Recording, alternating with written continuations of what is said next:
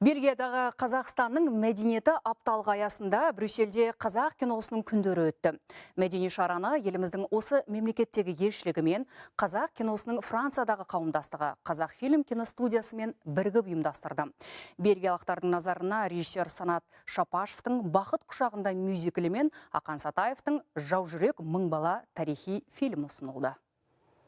Ақан Сатаевтың «Жау жүрек мың бала» фильмі Аңырақай шайқасында жоңғардың туын жыққан өрімдей жас батыр Сартайдың ерлігінен сыр шертеді.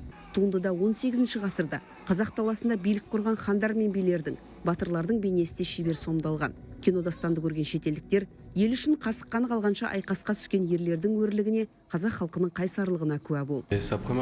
Қазақтың мәдениеті мен тарихы жайлы фильмді бірінші рет көріп тұрмын.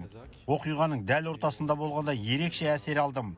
Актерлардың костюмдері, Қазақстанның тарихы, мәдениеті тәнті етті. Біз мұндай киноны күнде көре бермейміз. Сондықтан осындай көрсетілім ұйымдастырғандарыңыз үшін алғысым шексіз. «Жау жүрек мың бала» фильмі Қазақстандағы ең танымал фильм. Түрлі халықаралық байқауларда оң баға алған туындыны бельгиялықтар да көрсін дедік. Ал «Бақыт құшағында» фильмі арқылы көпшілік Астананың көрікті жерлерін көріп қана қоймай, ұлы композитор Шәмші Қалдаяқовтың музыкасымен танысады.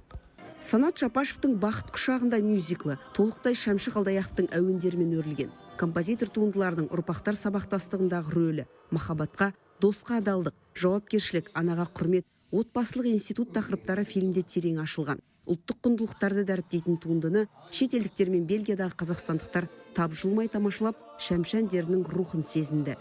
Үлкен рухани азық алдық, режиссерларға, актерлерге үлкен алғыс айтамыз осындай туындыны дүниеге келгеніне.